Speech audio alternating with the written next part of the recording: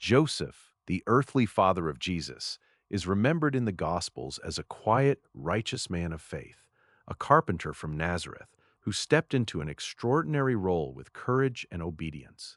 Joseph was betrothed to a young woman named Mary. In their culture, betrothal was a binding commitment, almost as strong as marriage itself. One day he learned that Mary was pregnant. Knowing the child was not his, Joseph faced a painful decision.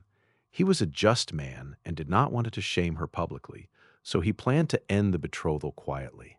Before he could act, an angel of the Lord appeared to him in a dream and said, "Joseph, son of David, do not be afraid to take Mary as your wife, for the child conceived in her is from the Holy Spirit.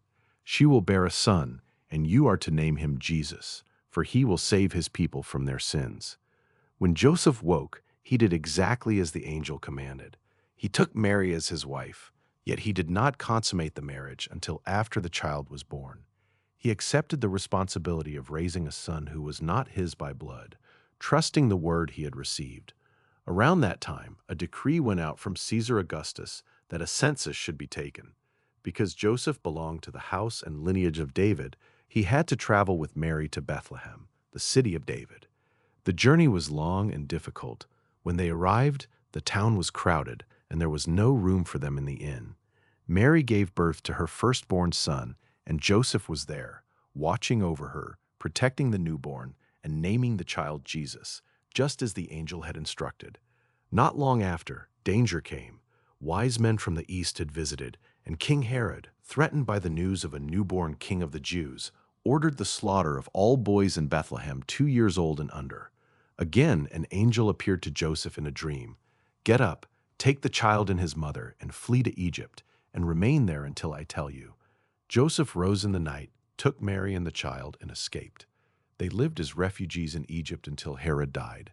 Then the angel spoke once more, and Joseph brought his family back, not to Bethlehem, but to Nazareth in Galilee, where he resumed his work as a carpenter. In Nazareth, Joseph raised Jesus alongside Mary. He taught him the trade of woodworking. When Jesus was 12, the family traveled to Jerusalem for the Passover. On the way home, Mary and Joseph realized Jesus was missing. After 3 anxious days of searching, they found him in the temple, sitting among the teachers, listening and asking questions. Mary said, "Child, why have you treated us like this? Look, your father and I have been searching for you in great anxiety." Jesus replied that he must be in his Father's house, reminding them that his true father was God. Yet he returned with them to Nazareth and was obedient to them.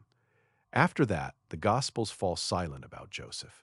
He is not mentioned during Jesus' public ministry, and tradition holds that he died sometime before then. What remains is the portrait of a man who trusted God when the path was unclear, who protected his family at great personal cost, and who quietly fulfilled the role given to him, to raise and guard the child who would be called the Son of God.